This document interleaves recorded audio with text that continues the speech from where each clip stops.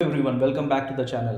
मैं उत्कर्ष अपने channel updates land में आप सबका फिर से स्वागत करता हूँ। और फिर से एक बार जल्दी से आपसे रिक्वेस्ट कर दूँ, अगर आप इस चैनल पर नए हो तो please subscribe and like the video, share among your friends, क्योंकि जितना आप नॉलेज शेयर करोगे उतना नॉलेज आपको भी बढ़ेगा और आपके आसपास के लोगों का भी बढ़ेगा। फ़ायदा ही फ़ायदा। ठीक है, तो जल्दी से शुरू करते हैं आज का वीडियो, जो कि वेब फॉर्म कैसे फिल करते हैं आईआरसीसी का, इसके ऊपर बात करेंगे हम लोग। ठीक है, तो बहुत सारे लोगों को ये कन्फ्यूज़न होता है कि उन्होंने अपना बायोमेट्रिक्स दे दिया है, बायोमेट्रिक्स अपलोड नहीं हुआ है पोर्टल पे। कई बार मेडिकल दे दिया है, मेडिकल अपलोड नहीं हुआ है पोर्टल पे। कई बार बायोमेट्रिक्स अपलोड तो अपडेट तो हो गया है पोर्टल पे, बट पासपोर्ट रिक्वेस्ट नहीं जनरेट हुई है, काफ़ी टाइम हो चुका है। कई बार 1-2 दिन में लोग परेशान होने लगते हैं कि भाई क्या करें, अभी तक अपलोड नहीं हुआ है। ठीक है, तो ये सारे क्वेश्चंस आप किसी और से पूछो, आइदर आपके एजेंट से पूछ रहे हो या किसी फ्रेंड से पूछ रहे हो या फिर मुझसे पूछ रहे हो। कोई भी सही इंसान नहीं है इसका जवाब देने का, राइट? तो इसका सही जवाब आपको मिल सकता है आईआरसीसी से ही। ठीक है, तो आज के इस वीडियो में हम लोग बात करेंगे कि आईआरसीसी से कैसे कांटेक्ट करें। ठीक है, the best way to reach IRCC, क्योंकि वही एक जगह है जो आपको सही सही आपके सारे सवालों का जवाब दे सकता है। ठीक है, और तो इसके लिए हम लोग सीधा चलते हैं आईआरसीसी की वेबसाइट पे और देखते हैं कि कैसे हम लोग अपना क्वेरी रेज कर सकते हैं। लिंक मैंने डिस्क्रिप्शन में भी डाल दिया है। ठीक है, और आप पूरा वीडियो देखें और कैसे रेज करना है ये समझ लें अच्छे से, फिर रेज करें।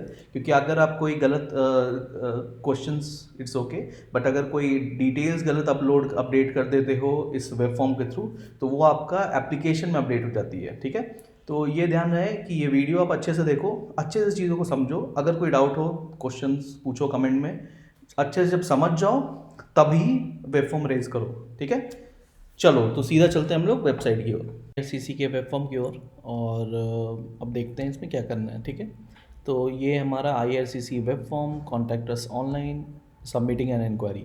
ठीक है, सो यहाँ पे एक बहुत इंपॉर्टेंट चीज़ लिखी है, जो कि पढ़ के कई लोग जो हैं जो एंशियस हो जाते हैं। ऑब्वियस है, ह्यूमन टेंडेंसी है, कई बार हो सकता है मैं भी खुद एंशियस हो जाऊँ अगर मुझे पता ना हो तो ये आप बहुत ध्यान से पढ़ो।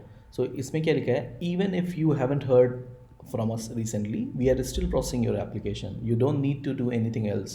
If we need more information, we will contact you. ठीक है, तो बेसिकली वो ये कह रहे हैं कि अगर आपको कुछ मेल नहीं आ रहा है, ठीक है, और कई बार टेक्निकल प्रॉब्लम होता है, ऑब्वियसली आई एक्सेप्ट, बट अगर नॉर्मल टाइम है, मतलब आपने बायोमेट्रिक्स दे दिया है, बायोमेट्रिक्स आपका पोर्टल पर अपलोड हो गया है और आपका पासपोर्ट सबमिट फॉर्म नहीं आ रहा है, देन इट्स ऑल राइट। इसका वो लोग प्रोसेस कर रहे हैं चीज़ों को। अगर उनको कुछ और इन्फॉर्मेशन की ज़रूरत होगी तो वो आपसे कनेक्ट करेंगे। ठीक है, और आपको मेल आएगा, आपको आपके पोर्टल पे अपडेट हो जाएगा, आप ईजिली देख सकते हो। एंड सेकेंड इंपॉर्टेंट चीज़, जो भी इसका जवाब देते हैं वो एजेंट्स लोग देते हैं आईआरसीसी के। ठीक है, तो यहाँ पे लिखा है, our agents do not have access to more information about your case status और processing time than you can access online. Before contacting us you can check your application status online. ठीक है, तो बेसिकली आप जो ये web form raise करते हो, तो इससे जो इन्फॉर्मेशन फेच करेंगे एजेंट और आपको रिप्लाई बैक करेंगे, वो सारा इन्फॉर्मेशन आप खुद भी ऑनलाइन देख सकते हो। बेसिकली जहाँ पे आपने सबमिट किया है, सबमिटेड एप्लीकेशन, वहाँ पे आपको ऊपर में स्टेटस दिखता रहता है। ठीक है, तो वहाँ से आप स्टेटस देख सकते हो। चलो तो हम लोग अब नीचे देखते हैं। तो यहाँ पे ये लोग ऑब्वियसली कुछ और इन्फॉर्मेशन चाहेंगे, अगर वेब फॉर्म भरना है तो हम लोग ये टेल अस मोर करते हैं। So have you submitted an application for, so obviously अगर आपने एप्लीकेशन सबमिट कर दिया है तभी आप क्वेरी आईआरसीसी को रेज कर सकते हो, वरना नहीं कर सकते हो। ठीक है, जैसे अगर मैंने यहाँ पे कर दिया यस, मैंने सबमिट किया है एप्लीकेशन, तो आपने परमानेंट रेजिडेंस के लिए, स्टूडेंट के लिए, विजिटर के लिए, वर्कर के लिए, किसी के लिए भी रेज किया है, तो आपने कहा यस। और सेकंड क्वेश्चन फिर हम लोग के पास आता है कि is your application being process outside Canada. So obviously हम लोग इंडिया से कर रहे हैं तो हम लोग बोलेंगे यस। तो यहाँ पे सारे जितने भी ऑफिस हैं इंडिया से कनाडा से बाहर, वो सारे यहाँ पे लिस्ट हो जाते हैं। तो हम लोग यहाँ पे इंडिया देखेंगे। तो इंडिया जैसे ही मैंने खोला तो यहाँ पे आप देख सकते हो इंडिया, फॉर एग्जांपल मैंने बैंगलोर में सबमिट किया है अपना एप्लीकेशन, तो आपने जहाँ सबमिट किया है अपना एप्लीकेशन, ठीक है, जिस सेंटर को सिलेक्ट करके, वो सेंटर आपको सेलेक्ट करना है। बायोमेट्रिक्स अगर आपने बैंगलोर में दिया है तो आपको बैंगलोर यहाँ पर चाहिए। ठीक है, तो मैंने यहाँ पर बैंगलोर सेलेक्ट किया। तो मैं यहाँ पर कर रहा हूँ गो टू वेब फॉर्म। तो इसके बाद हम लोग का वेब फॉर्म खुल चुका है यहाँ पे, ठीक है। जैसे पहले उन्होंने कहा था भाई same cheese, you have submitted an application at a visa office abroad. आप कब कब यहाँ पे ये फॉर्म भर सकते हो, ये ऊपर में लिखा है और ये सारा कंडीशंस है। तो पहला आपने वीज़ा ऑफिस अब्रॉड में सबमिट किया है, अब्रॉड मींस आउटसाइड कनाडा, तो हम लोग इंडिया में सबमिट किया हम लोगों ने, तो outside Canada, so it's true. And you the information you seek is not available E cash and your application has exceeded normal processing time, ठीक है। नॉर्मल प्रोसेसिंग टाइम से अगर ज़्यादा हो गया है then you have to fill this web form. We will not respond to your query if the application is within the normal processing times, ठीक है। अगर जो भी आप क्वेरी रेज कर रहे हो वो नॉर्मल प्रोसेसिंग टाइम के अंदर है तो ये लोग रिस्पॉन्ड बैक भी नहीं करेंगे, तो ये आप याद रखो।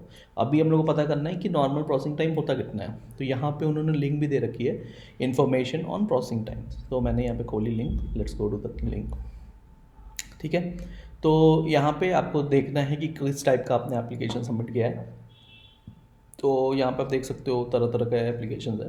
तो हम लोगों ने टेम्प्रेरी, मोस्टली लोगों ने किया होता है टेम्प्रेरी रेजिडेंस, तो आप टेम्प्रेरी रेजिडेंस सेलेक्ट कर लोगे विजिटिंग के लिए, स्टडी के लिए, वर्क के लिए, तो टेम्प्रेरी रेजिडेंस। तो यहाँ पे आपने सेलेक्ट किया टेम्प्रेरी रेजिडेंस, विच टेम्प्रेरी रेजिडेंस एप्लीकेशन, कौन सा, ठीक है। तो यहाँ पे तरह तरह का ऑप्शंस हैं। तो मान लो आपने स्टूडेंट वीज़ा किया है या विजिटर वीज़ा किया है और फ्रॉम आउटसाइड कनाडा, मतलब इंडिया से किया आपने तो आउटसाइड कनाडा।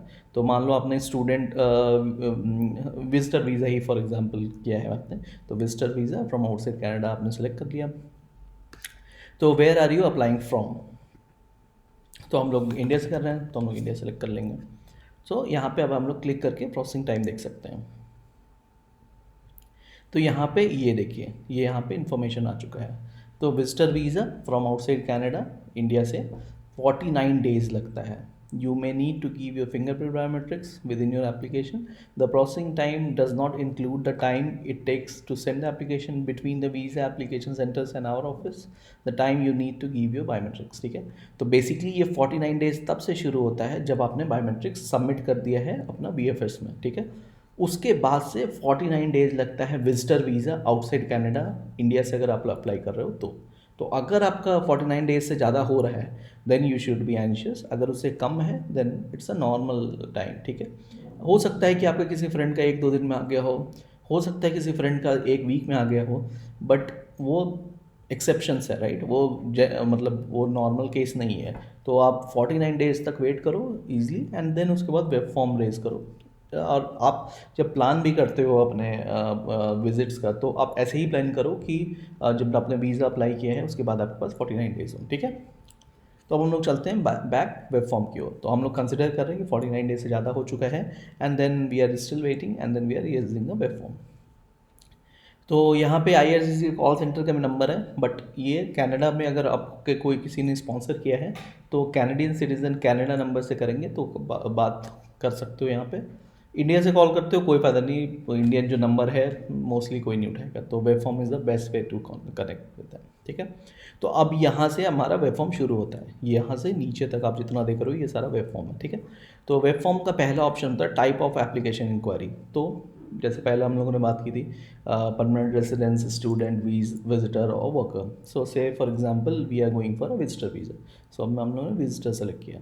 यहाँ पे ये इन्फॉर्मेशन जो सेलेक्ट किया आपने उसके बारे में डिटेल रहता है। Please select the name of the application that you have applied for, ठीक है। You must have already submitted the application in order to send your inquiry.